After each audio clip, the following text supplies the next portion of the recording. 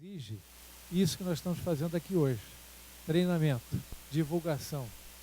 E a CEPAD, já nos últimos 12 meses, recebemos cerca de 25 a 30 denúncias de assédio moral e sexual. Temos trabalhado periodicamente, analisado. Nem sempre é uma tarefa fácil, muitas vezes não é da competência da CEPADI, já é da competência da Corregedoria, ou da Comissão de Ética, ou de outra entidade, né, de outro órgão, mas eu creio que posso dizer que pelos 2 anos de existência da CEPADI, eu estou apenas um ano, o ano anterior foi o embaixador Vladimir, meu antecessor, os resultados são promissores. Evidentemente temos que trabalhar para melhorar e para dar uma satisfação mais apurada para quem nos procura. Então eu espero que todos nós aqui possamos aprender, aprofundar um pouquinho mais esse conhecimento, aproveitar da experiência do MPT, que eu acho que nessa área é dos órgãos mais atuantes da nossa administração direta. Então, muito bem-vinda, muito obrigado ao Síndico Itamaraty e ao SAMES pela parceria.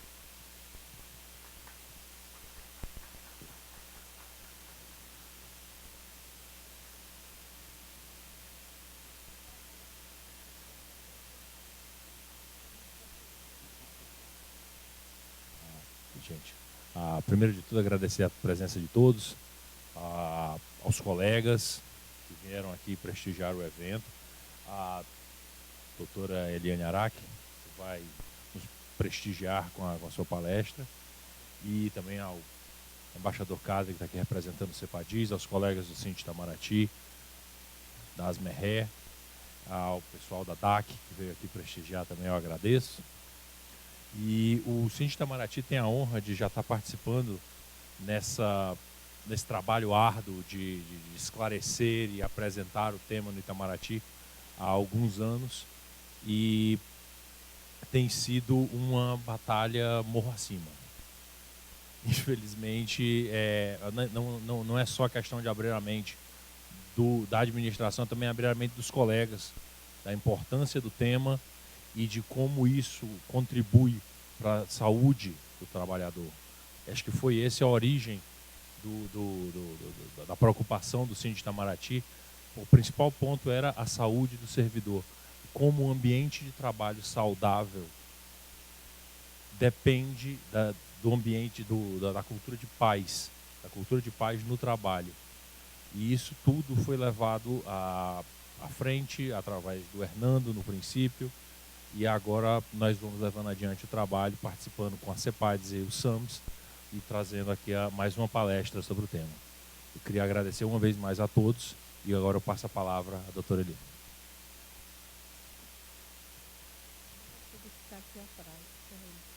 Agora, eu só tenho medo de cair aqui. Eu posso puxar essa cadeira? De repente eu sento nela para conversar com vocês. Vocês não querem chegar mais próximo, não? Nós somos poucos. E, na verdade, eu não me considero expert em nada. Eu me considero interessada no tema. E, assim, procurando aprender a cada situação que nos apresenta para a gente lidar no Ministério Público do Trabalho, a cada processo que chega, porque eu sou da Câmara de Coordenação e Revisão também, que chega do colega para revisão, porque ele arquivou, né, o colega investigou e arquivou, o tema é assédio moral, nós chega à Câmara para revisão, e muitas vezes o processo não é homologado, porque necessitaria, pelo contexto pelo contexto dele, de uma investigação mais apurada, né?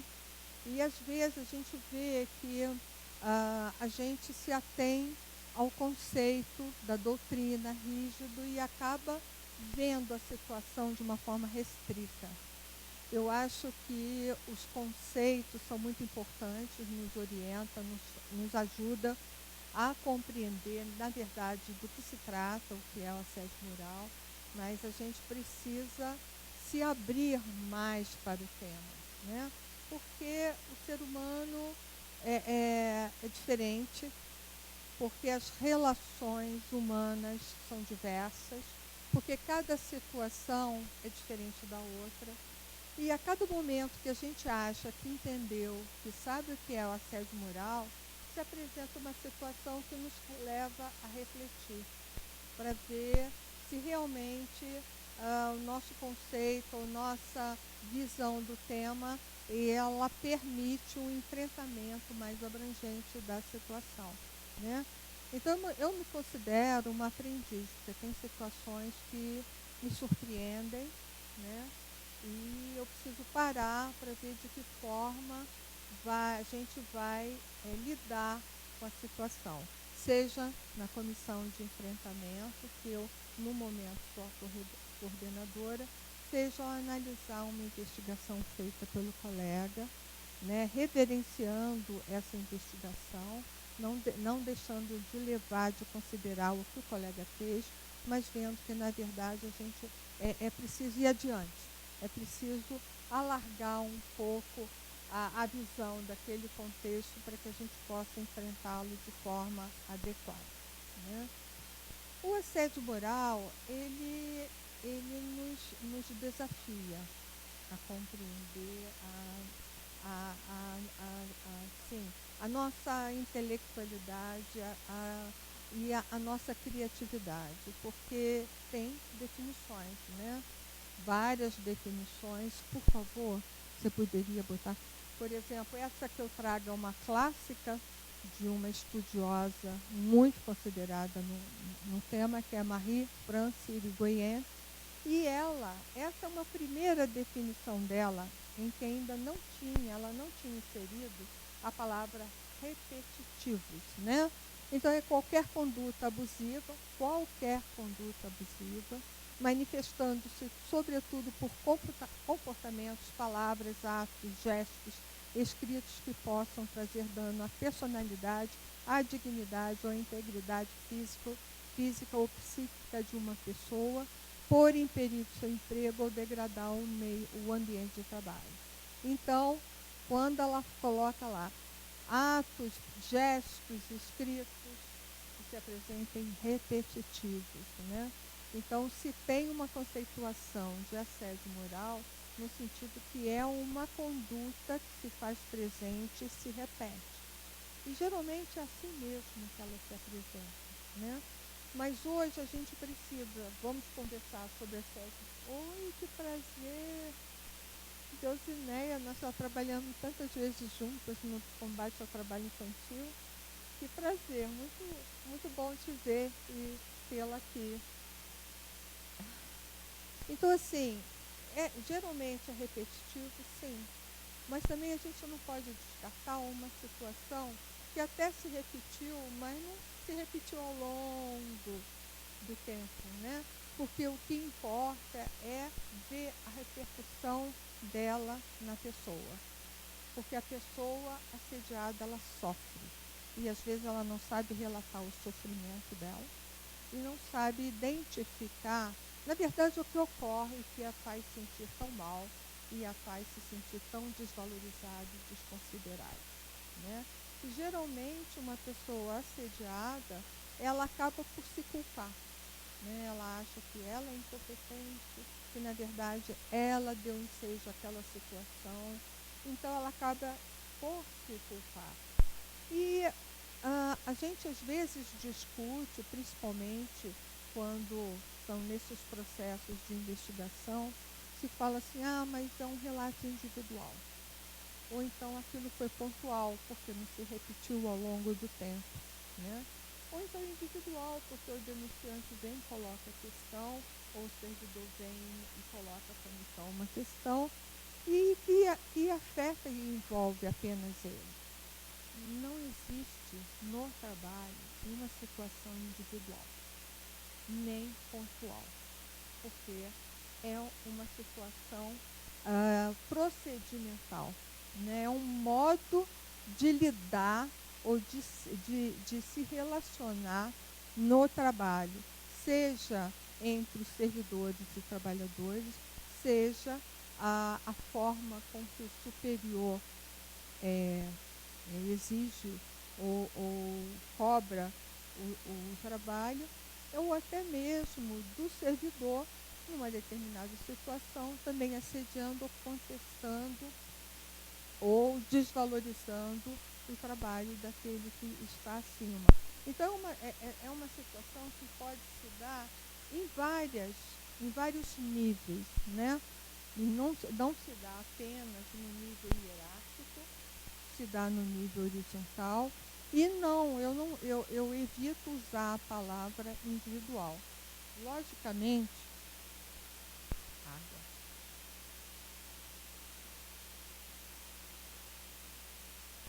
A gente não pode dizer nunca, vamos dizer que raramente pode se apresentar, até pode, mas é muito raro, porque nunca vai ser, assim, é muito raro que seja individual, porque ainda que afete um determinado trabalhador, vai repercutir naquele ambiente em que ele está inserido, né?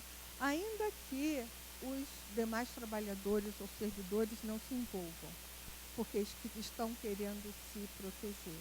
Daí a solidão e daí o afastamento que muitas vezes acomete o assediado. Então, em se tratando de assédio moral no trabalho, ele vai ser sempre coletivo. A gente precisa não perder essa perspectiva. Daí porque eu quero parabenizar, deveria ter feito isso no começo ao sindicato, né, de estar envolvido nessa questão, de estar assim preocupado com a saúde dos servidores, né, que fazem parte da categoria que o sindicato representa, e de ver isso como uma questão de saúde do trabalhador e de ver essa questão como uma questão coletiva, né? E aí o campo, é a seara própria do sindicato para atuar e para acompanhar de perto o que se dá no ambiente de trabalho, né, aqui no Ministério das Relações Exteriores, ou no, como é conhecido, Itamaraty.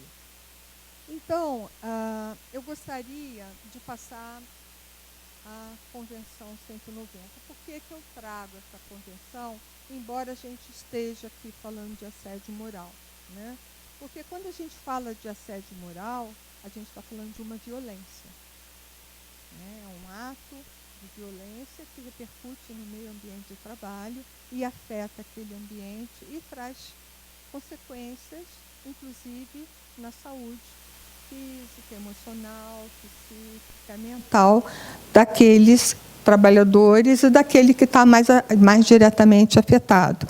Mas aí, na hora que a gente busca conceituar para entender se aquilo é assédio ou não, o que se apresenta, muitas vezes, como eu falei, a gente restringe e vê, né, uma situação que está se apresentando, talvez de uma forma a desqualificá-la ou desconfigurá-la do que seja um assédio ou mais do que seja uma violência no mundo do trabalho. Daí porque eu trago a Convenção 190, que ela foi aprovada recentemente pela OIT. Ela não está ainda em vigor, porque para entrar em vigor precisa de algumas formalidades, entre elas o depósito de 2 ratificações de país membro na Secretaria da OIT, né? E, assim, para que ela possa entrar em vigor. E, entrando em vigor, aí, assim, ela já tem vamos dizer, já tem um status mesmo de convenção, né? E espero que nós, não acredito que a gente vai ser um dos que vai depositar para ela entrar em vigor a ratificação, mas eu espero que a gente se preocupe, que o Congresso se preocupe na tramitação dessa convenção para ratificação pelo país. Ainda mais, eu não falei, mas eu acho que é o momento de falar, já foi aprovado pela Câmara, está no Senado, um projeto de lei que criminaliza o assédio moral. Nós já temos, assédio sexual é crime, mas o assédio moral não Não há, tem umas referências na NR17, tem a referência lá no artigo 5º, no sentido quando trata do dano, né? Tem algumas referências que a gente sabe que, na verdade, ali é um ato abusivo, um ato de violência, um assédio, né? Mas não há uma conceituação assim, na lei sobre o assédio moral e não é criminalizado. A gente poderia pensar, será que é conveniente ele ser criminalizado? Daria ensejo? Ou talvez o tipo penal iria implicar numa redução do conceito? Mas, assim, quando a gente tem uma situação que ela cresce e não se consegue, né, trabalhar com ela de forma a que ela não se dissemine e que ela tenha esse contorno de violência e de repercussão na saúde, né, da pessoa, talvez um ato de criminalizar seja uma forma de sinalizar para a sociedade que aquela é uma conduta que não se pode admitir. Né? A gente poderia falar, não precisa de uma conduta ser criminalizada para a gente dizer que ela não é admissível, né? Porque a gente sabe muito bem o que é a integridade de uma pessoa, a dignidade de uma pessoa, o que envolve respeito, e tudo isso está sendo violado. Mas talvez a gente precise, né, de uma criminalização para tratar da questão de uma forma mais incisiva. Mas, voltando à Convenção 190, eu só gostaria de situá-la, porque ela é atual, ela vai mais além, porque ela fala em violência no mundo do trabalho, né? Ela fala a expressão de violência e assédio no mundo do trabalho designa um conjunto de comportamentos e práticas inaceitáveis ou de ameaças de tais comportamentos e práticas, quer dizer, ou a própria ação ou a ameaça dela ser produzida, seja que se manifeste uma vez apenas ou de maneira repetitiva. Então, aqui ela introduz o ato único, né? Ela introduz um ato único que não se repetiu, mas que representou uma violência, né, naquele ambiente de trabalho contra aquela pessoa, né? Que tenham por objeto ou que causam, ou sejam suscetíveis de causar um dano físico, psicológico, sexual ou econômico, inclusive a violência e o afeto por razão de gênero. Então, a gente vê, a Convenção trata especificamente do gênero, porque a gente sabe que é uma questão também muito atual, a gente sabe da discriminação no trabalho, de funções, de salário da mulher e do homem, e sabe também da questão de gênero maior, no sentido da própria escolha, né, da sua opção sexual. E aí eu acho muito interessante que a gente assim abra esse olhar para ver que no mundo do trabalho não é só o assédio moral, não é só o assédio sexual ou a discriminação que são considerados atos ilícitos, abusivos e que precisam ser coibidos. Qualquer ato de violência, né? Ou mesmo de ameaça. Por quê? Porque se persegue, né, que a gente tenha relações de trabalho respeitosas e saudáveis e que tenha um mundo do trabalho pleno de saúde. No artigo 17, salvo engano, inciso 35, Deusinéia, você lembra? Que diz que os riscos é direito fundamental do trabalhador a minimização dos riscos inerentes ao trabalho, né? A gente sabe que tem as atividades insalubres e perigosas com os consequentes adicionais para minimizar esse risco. Mas na hora que a gente está falando de saúde, de risco à saúde, a gente está falando que a violência não é permitida, porque é um risco efetivo, claro, à saúde do trabalhador. E aí, por que eu falo no coletivo?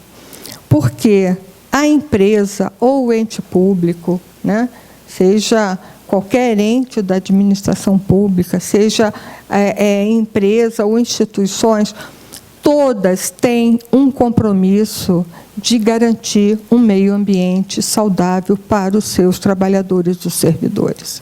Então, a empresa tem esse compromisso, o ente público tem esse compromisso, né? Então, quando a gente fala de assédio, de violência no mundo do trabalho, a gente está falando principalmente do compromisso da empresa em garantir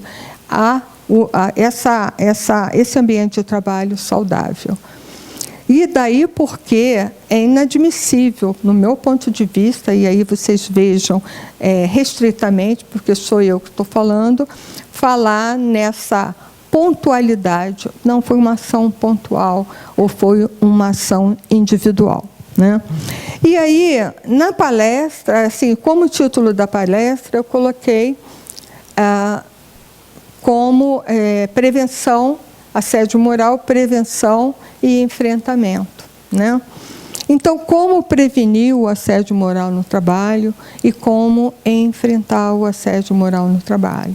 Então, antes de mais nada, eu gostaria de colocar duas coisas. Primeiro, é que o assédio, né, moral, ele, via de regra, ele está ligado à organização do trabalho praticada, né? Então, se ele acontece, é porque está havendo alguma falha nessa organização do trabalho.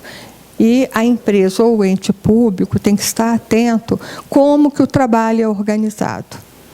E aí, eu gostaria de colocar dois conceitos aqui, que são dois conceitos trazidos pelo professor Christophe Dejour, que ele é quem criou a psicodinâmica do trabalho, e ele coloca duas questões. Ele fala do trabalho vivo, né? Ele fala que temos o trabalho prescrito e o trabalho real. O que é o trabalho prescrito? São as regras, né? É aquilo que você entende que é necessário para se cumprir a função A, B, C. Só que o trabalho real, ele acontece numa outra esfera. E cada um de nós, com a nossa personalidade, com as nossas características, vai lidar com isso de uma forma diferente, né? Então, é preciso que a gente tenha consciência, não estou dizendo que não tenha que se ter regras, mas as regras estão postas, mas de que maneira se exige o cumprimento das regras, né? Porque muitas vezes elas são impostas de cima para baixo e nós temos uma realidade de N trabalhadores que têm N personalidades e lidam com aquilo de forma diferente. E muitas vezes, por ser ou ter essa visão do trabalho diversa, muitas vezes isso é um campo propício para o assédio moral, né? Então, a gente precisa estar atento à questão do trabalho prescrito e do trabalho real.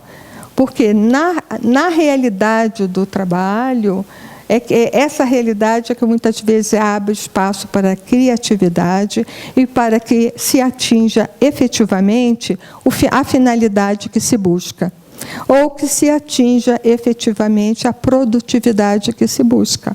Então, isso também é algo de interesse e que é produtivo, não só para a empresa, como também para a instituição pública, o ente público.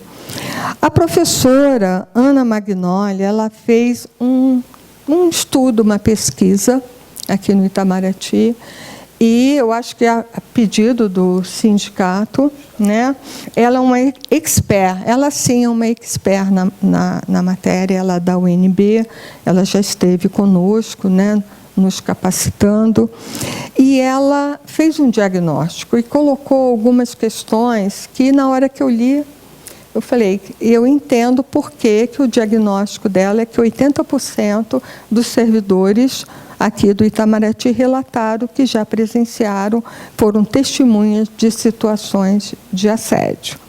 Então, eu vou passar o que ela diagnosticou, porque eu acho que é algo para a gente conversar. Eu assim, vou tratar disso, mas eu gostaria de ouvi-los também. Eu não quero ficar só falando em tese, em teoria. Eu vou falar um pouco também de como é a comissão no Ministério Público, porque, embaixador, parabéns. É um desafio, assim, muito grande. E eu costumo dizer lá, ao lidar na comissão, que a gente... Porque a comissão, ou quando a gente lida com a questão do assédio no meio ambiente de trabalho, isso vai levar à quebra de paradigmas. Né? Necessariamente vai quebrar paradigmas, porque a gente vai buscar um outro tipo de organização. Porque a gente, ao lidar com as situações, vai ver que algo está errado. E isso, a gente precisa ficar muito atento, porque nada vai se fazer de um dia para o outro. Não sei se o senhor tem essa impressão, mas eu tenho essa impressão. É um trabalho de formiguinha, e a gente tem que ter muito cuidado, porque não adianta a gente querer dar um passo grande, porque certamente vamos regredir, porque a gente está lidando com quebra de paradigmas. A gente está buscando um outro paradigma no trabalho. Então, a gente precisa ir devagar, mas sempre. Não desanimar, enfrentar os desafios e ir em frente. Né? E eu costumo dizer que, como comissão, e aí eu estou adiantando, mas a gente pode conversar sobre isso. Como comissão, são duas coisas que a gente precisa trabalhar em termos de qualificação, de capacitação. A escuta. A gente precisa ouvir aquele que nos procuram. A gente precisa escutá-los. E quando falo em ouvir e em escuta, eu estou falando de escuta mesmo. Eu me despojar dos meus conceitos, eu me despojar dos meus julgamentos, das minhas avaliações, para simplesmente ouvir o outro. Né? Eu fiz um curso de controle no estresse que tinha uma prática assim. Duas pessoas, uma vai falar para a outra de uma situação angustiante. Mas quem está ouvindo, não expresse nada, simplesmente ouça. Não fala sim, sim, ou resista a dar um conselho, simplesmente ouça, sabe? Ouça, olhe para o outro e ouça o que ele está te dizendo. Porque é o único modo que você pode, vamos dizer, compartilhar com ele daquela dor e ajudá-lo. Né? Então, vamos para aqui. Ela identificou os... Nossa, eu vou sair daqui porque minha voz... Ela identificou os riscos psicossociais relacionados ao trabalho, né, no Itamaraty. E colocou esses riscos aos quais estão sujeitos todo servidor. E aí eu falo de todas as carreiras. Né? Quando eu falo servidor, estou falando de todas as carreiras. Tá? Então, ela colocou a identificação dos cargos e tarefas entre... Eu não consegui identificar, mas eu acho que são as carreiras, né?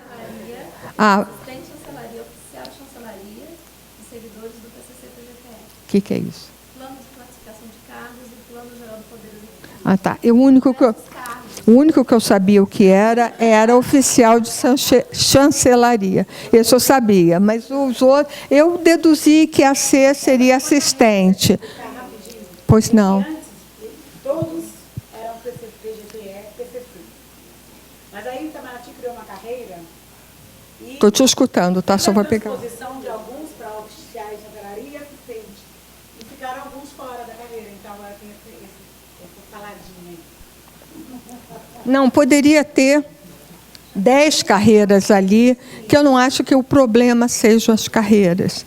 O problema, ela colocou muito bem, é a identificação dos cargos e tarefas. Porque se você tem as funções bem identificadas, você vai saber o que vai ser exigido de você. né? Então, eu acho que isso é uma das coisas essenciais. E, logicamente, não é fechado, porque pode exigir uma adaptação futura. Não sei, ok? Bom, a pessoalidade na gestão de pessoas e regras. Uma coisa que eu quero falar sobre as carreiras. Também é uma quebra de paradigma. A gente está tentando isso no Ministério Público do Trabalho. Todo e qualquer servidor é importante. Todo e qualquer servidor é importante para que o órgão cumpra com suas atribuições. Então, nessa perspectiva, nós temos um conjunto de servidores ou um conjunto de trabalhadores na linha horizontal. Porque eles têm que interagir e um tem que compreender a função do outro e ser algo que se suceda em termos do encadear das tarefas para que se atinja um objetivo. Tá? Isso é teoria, porque, infelizmente, a gente não pratica. Mas é isso que a gente precisa praticar, no meu ponto de vista. Senão, a gente vai estar, vamos dizer, falando de assédio moral da boca para fora. Então, a gente precisa, é isso que a gente quer, tratar da questão, então a gente precisa ver isso assim, muito objetivamente e cruamente. Né? A pessoalidade na gestão de pessoas e regras. Né? O gestor, ele precisa ter uma atitude impessoal, lógico, que cada um imprime na sua gestão, seu modo de ser. Uns são mais extrovertidos, outros menos extrovertidos, mas a gente não pode ter pessoalidade porque eu sou gestora, porque eu sou chefe, porque eu sou diretora, né? Eu quero que se faça dessa e daquela maneira. Não, eu estou aqui para orientar o cumprimento das tarefas. Como gestor, eu preciso, é como um grande maestro que gere uma orquestra. Né? Então, eu preciso ver o meu quadro de subordinados e estar junto com eles, né, gerenciando, mas atuando para que juntos possamos cumprir aquelas tarefas que nos são dadas. Então, o gestor tem esse papel, né, de ser um grande orquestrador, de saber e conhecer os seus subordinados, de olhar para cada um como pessoa que cada um é. Né? Porque a gente, né, as pessoas, e infelizmente na sociedade e no mundo do trabalho, porque na sociedade é assim, porque somos assim na nossa vida, né, não vem o outro. Eu projeto no outro o que eu acho, o que eu penso, e quero que o outro se adapte ao que eu acho que eu penso. Então, eu não olho para o outro como uma pessoa. E mais do que nunca, um gestor no meio ambiente de trabalho tem que olhar para o seu subordinado, não é porque está hierarquicamente disposto no seu subordinado, porque ele está ali como um dos trabalhadores que vão ajudar a cumprir aqueles objetivos. Então, eu falo na horizontalidade, no sentido que somos iguais como pessoas. E essa percepção a gente não pode perder.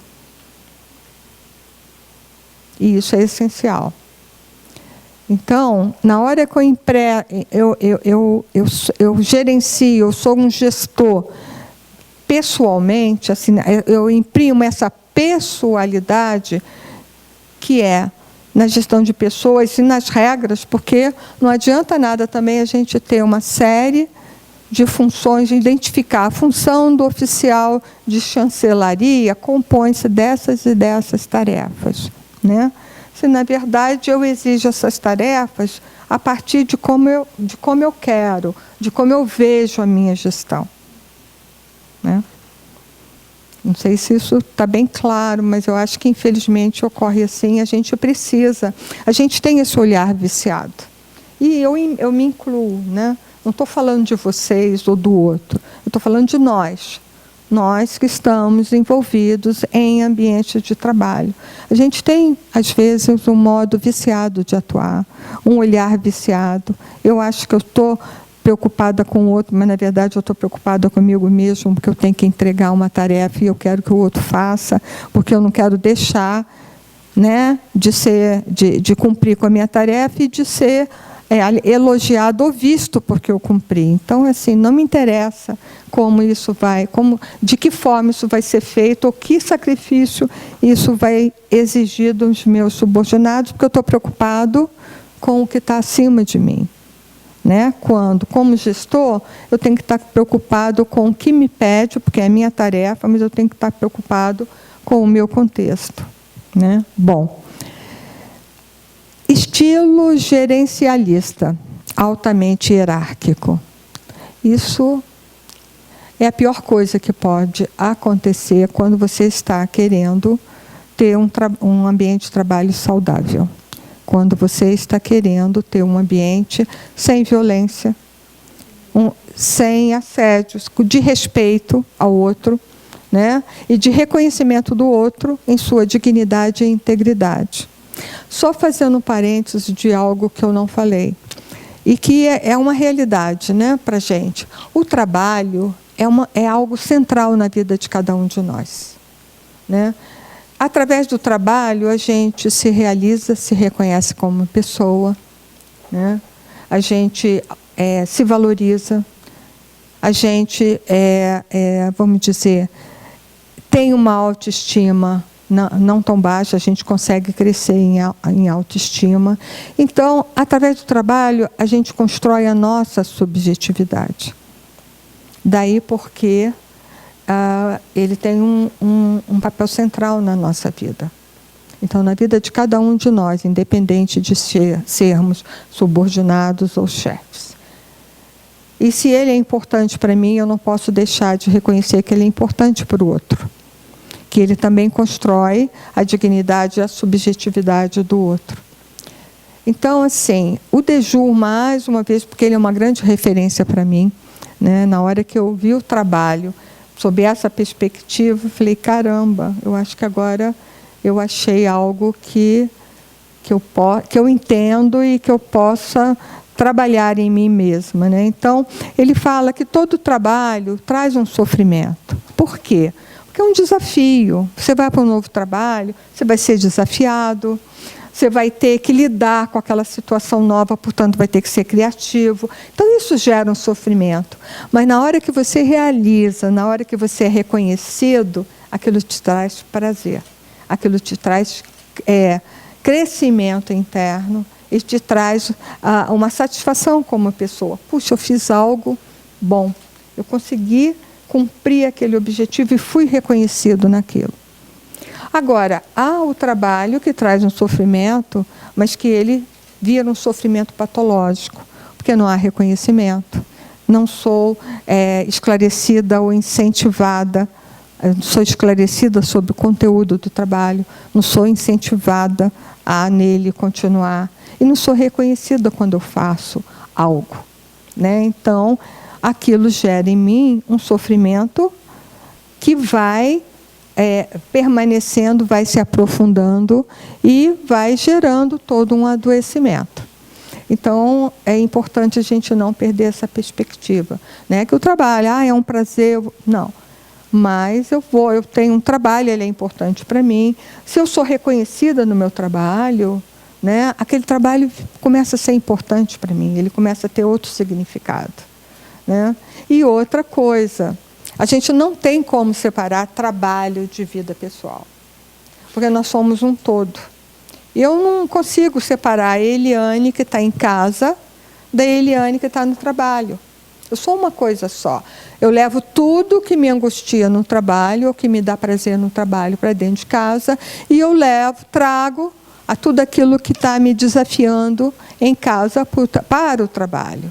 Então, a gente não pode perder essa perspectiva, porque senão eu vou virar para o outro e vou culpar o outro. Não vou entender ele ou ela no contexto em que ela se encontra. E aí eu vou dizer que é um problema dele ou dela.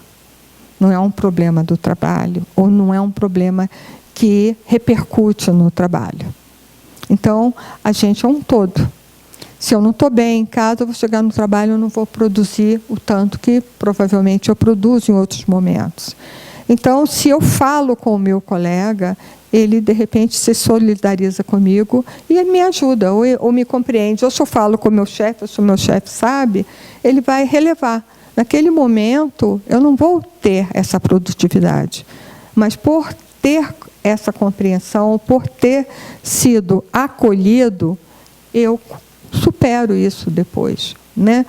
Então, novamente, citando Dejour, ele fala nos espaços de discussão, que a gente precisa criar no trabalho espaços de discussão. Por quê? Porque se eu tenho um momento em que eu possa me abrir para o meu colega, ele possa saber de quais dificuldades, que desafios eu estou vendo naquele trabalho, né? Ou então, simplesmente, eu posso dizer, puxa, eu hoje estou me sentindo sobrecarregada, não sei, eu acho que hoje eu estou esgotado. Ou então, hoje eu tive um problema em casa e eu não vou dar conta. Vocês podem me ajudar? Eu acho que com esse relato, com essas conversas de você saber o que se passa com o outro, de olhar o outro como companheiro e não como um competidor, né? Você vai desenvolvendo confiança e compartilhamento, né? Porque o que a gente vê muitas vezes, que a gente até sabe que o outro está sofrendo, a gente vê até o assédio que o outro está vendo, né? Afinal de contas, 80% disse que já foi testemunha em algum momento de assédio. Mas, ao invés de você se aproximar, você se afasta. Por quê? Porque é conveniente, você não quer se identificar ou se solidarizar com aquela pessoa, você tem medo de também sofrer o assédio, de também sofrer aquele ato de violência, né? Então, muitas vezes, o colega que está sendo assediado, a colega que está sendo assediado, não consegue a solidariedade, a compreensão dos seus pares. E daí porque, muitas vezes, sofre e muitas vezes se afasta e fica ensimesmado, né? Contido em si mesmo. E aí passa a ser mal compreendido. É improdutivo, ele não é colega, ou ela não é colega, ou é muito arisco ou arisca, e começa a ser afastado, começa a ser alijado daquele ambiente. Bom, a distância entre chefia e subordinado. Vocês viram que tudo isso está interligado. Porque se eu tenho um gerenciamento, uma gestão hierárquica, a distância, né, entre eu e os meus subordinados é anos-luz, né? É assim, imensa. E isso não pode dar algo produtivo e saudável, né? E isso pode dar ruído, sim, na comunicação. No que eu peço, na compreensão que se tem do que eu peço e na devolução que eu vou ter daquilo que eu pedi.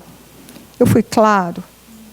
Eu especifiquei o que é necessário para aquele trabalho? Eu falei que é urgente, mas eu expliquei o porquê que é urgente. Aí eu disse que é urgente, então deixe outras coisas de lado para se dedicar a isso, porque tem um objetivo nessa urgência, que não sou eu que estou querendo, mas eu comuniquei que há um contexto para que os meus subordinados possam compreender, e aí sim falou assim, não, vamos arregaçar as mangas, vamos fazer isso, né? Então não, de repente eu estou no meu nível, né, no meu patamar, lá em cima, distanciado, só cobrando. Eu quero porque precisa. E vocês são concursados, são altamente qualificados, vocês têm plenas condições de atendimento. Então, né, então assim, a conversa, ou a compreensão, ou a troca de ideias, né, do que está ocorrendo não existe. O conhecimento de como estão os meus subordinados também não existe, né? Então, a gente, essas coisas todas se estão ligadas. Cisão entre as carreiras. Eu não vou falar daqui, mas vou falar do meu órgão, né? Eu acho que está mudando, mas já houve ainda reclamações. Então, nós temos praticamente dois cargos. Tem os membros, que são os procuradores, e tem os servidores. Certo? Hein? Não, até tem até uma brincadeirinha. Tem até uma brincadeirinha que diz assim, não, eu não quero ser um órgão, eu quero ser um membro. Tem umas brincadeiras. Bom. Não, e assim, por exemplo, como membro, a gente tem uma série de prerrogativas, né? Então, a gente tem independência funcional, a gente não é sujeito a nenhum horário, porque a gente tem tarefas a cumprir, né? Mas, muitas vezes, como eu tenho tarefas a cumprir, tenho prazos, eu delego para o meu servidor cumprir tudo aquilo. Não sei, não quero saber como vai fazer, né? Então, o que reclamo? Muitas vezes, isso é verdade, sim. Há um fosso entre membros e servidores. E a gente está procurando quebrar com isso. Porque, na verdade, para cumprir as atribuições do órgão, o Ministério Público do Trabalho, o servidor é tão importante quanto o membro. Sem o servidor, eu não cumpro as minhas tarefas. Porque, por mais que eu atue sozinha, eu preciso de uma série de procedimentos que eu não vou dar conta de fazer, né? Então, não posso, não devo perder de vista que somos um conjunto, né, de trabalhadores que busca um bem comum. Né? Então, se a gente é um órgão que se volta para a sociedade e busca garantir os direitos, né, e que a lei seja cumprida, não sou eu, Eliane Araque, como subprocuradora-geral do trabalho, é que está fazendo isso. Não estou fazendo isso, porque eu não faço isso sozinha. Eu preciso de todos aqueles que estão ali colaborando comigo para que eu possa cumprir essas minhas atribuições. Então, não pode, não deve, por mais que tenha os membros com as suas prerrogativas, os servidores, né, nós não podemos ter um gerenciamento hierárquico, porque, na verdade, somos iguais no cumprimento das atribuições que nos competem para o objetivo comum, o objetivo do órgão, que se volta à sociedade. Né? E aí também, os cargos estão todos identificados com as tarefas, sim, mas eu também não posso, por mais que eu tenha independência funcional, gerenciar o meu gabinete pessoalmente e o resto que se vire, porque ali é como se fosse a minha casa, o meu feudo, né? Porque eu não posso perder de vista a instituição como um todo. Né? Eu falo, eu não posso, mas eu não devo. E não posso também, porque senão a gente está fazendo cisões. E quando há essas cisões, há um amplo campo aberto para o assédio moral, para o assédio sexual, para a discriminação, para atos de violência no trabalho. Aí tem organização do trabalho como isto, é o que eu disse, né? Que a organização do trabalho é que vai abrir mais espaço ou não para essas situações. De que forma essa organização é feita, de que forma ela é gerenciada. Então, a gente precisa modificar essa organização do trabalho e, muitas vezes, modificar regras que estão instituídas. Por quê? Por exemplo, em algumas situações trazidas à comissão, a gente verificou que aquela situação colocada, trazida pelo pelo aquele que noticiou o fato, né, como de assédio, decorria porque tinha um modo de fazer que proporcionava aquela situação, aquela discriminação ou aquele mal-entendido. Então, é necessário que se mude, e algumas vezes a gente sugeriu isso. Também a gente viu que muitas vezes as situações, os conflitos se instalam porque as pessoas não conversam. Seja na linha horizontal, entre pares, entre colegas, seja daquele que é o gestor, com aquele grupo que trabalha naquele setor. Eu estou mudando a linguagem, porque não adianta nada eu criticar e estar falando, né, do chefe com o subordinado. Mas, assim, na verdade, a gente vê que não há conversa, né? Então, a pessoa se tranca. E teve uma situação que a pessoa foi se trancando, aí botava alguns vasos para não ser vista, e os outros estavam achando que era uma pessoa arrogante, sabe? Separatista, quando, na verdade, ela não sabia como se relacionar, porque ela estava se sentindo altamente discriminada. E ninguém conversou a respeito. Nenhuma conversa foi feita. Nenhum servidor chegou para o outro para conversar ou perguntar: você está bem? Eu posso te ajudar? Por que você está tão afastada? Eu posso te ajudar? Eu gostaria que você, né, participasse do nosso grupo. Quer dizer, são posturas, né? A gente precisa ver de que forma a gente...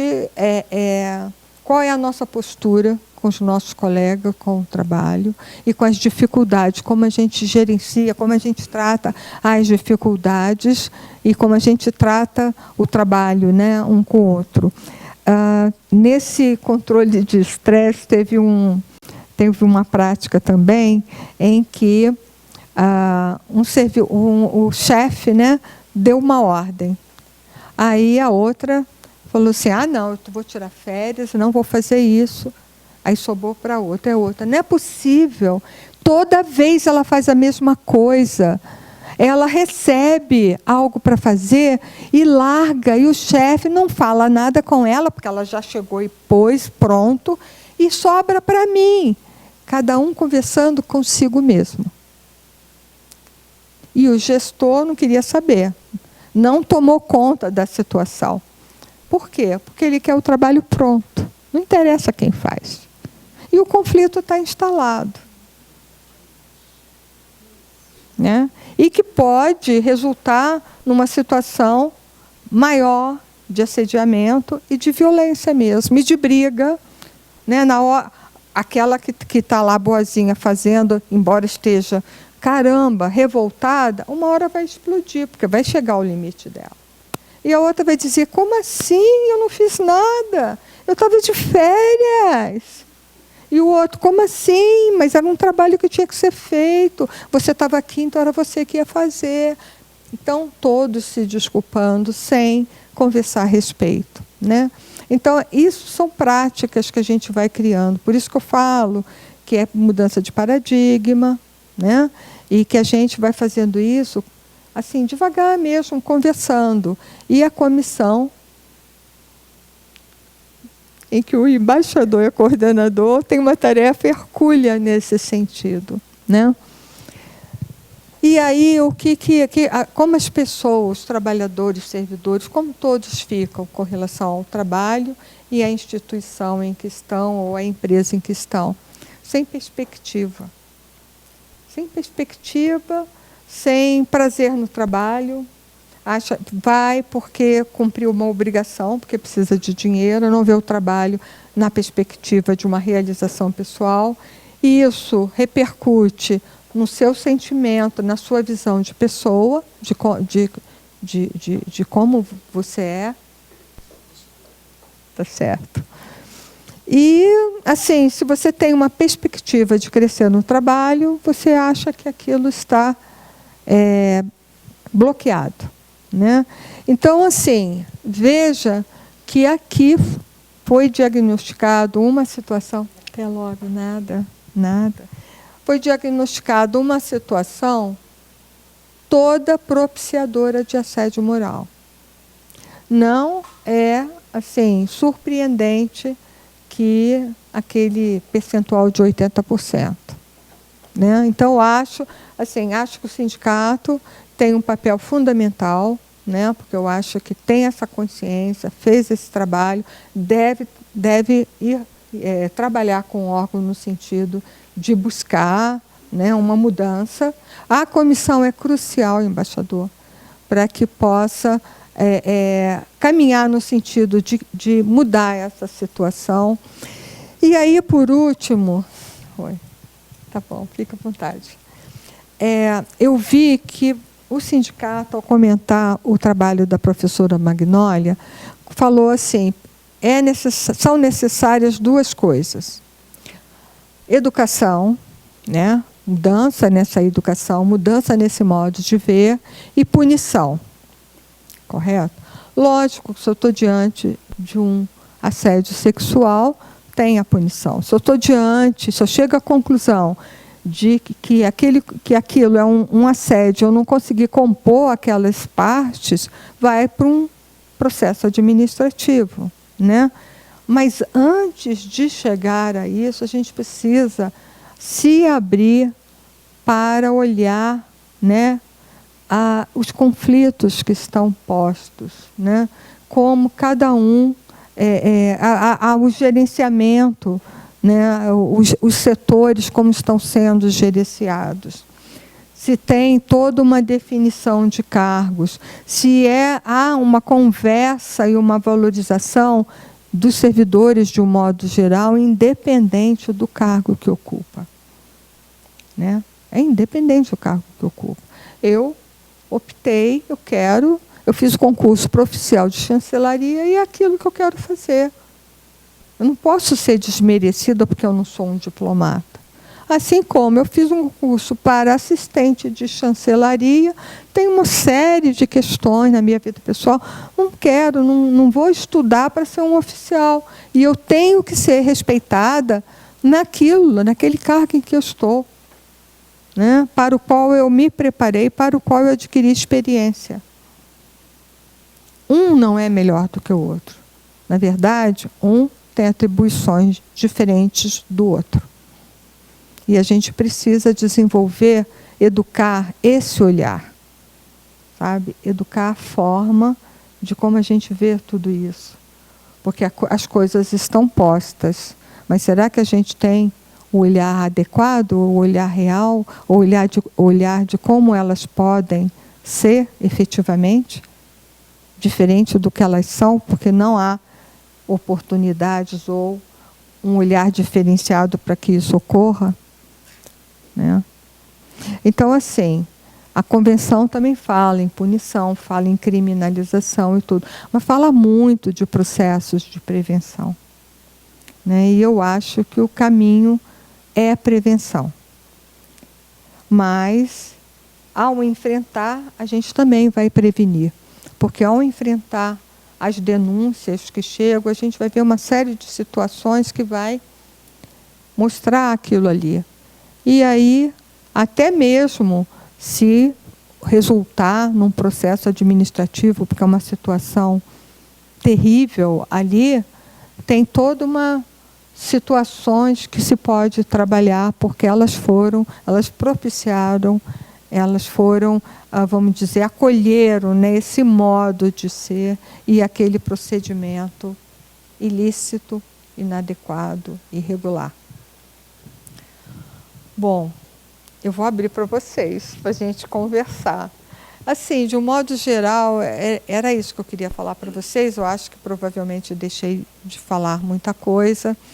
Eu, infelizmente, eu não sou muito organizada com PowerPoint, com questões assim, doutrinárias, porque eu acho que a gente precisa trabalhar a prática, né? E eu procurei trazer um pouquinho do que eu tenho vivenciado e do que eu tenho aprendido ao ler a respeito, ao lidar com situações dessa natureza e ao tentar, vamos dizer, encaminhá-las para uma solução pacificadora. Cada caso é um caso e é um aprendizado. Então, a gente precisa desenvolver um olhar para o outro, de ver o outro, uma disposição de escutar o outro, de ouvir o outro. E isso envolve, antes de mais nada, o respeito pelo outro. O reconhecer que o outro é tanto uma pessoa quanto eu. Assim como eu quero ser respeitada, né, e valorizada, o outro quer igualmente. Então, não posso perder de vista esse contexto. Olha, muito obrigada, viu? Foi um prazer e eu me senti honrada de estar aqui. Obrigada.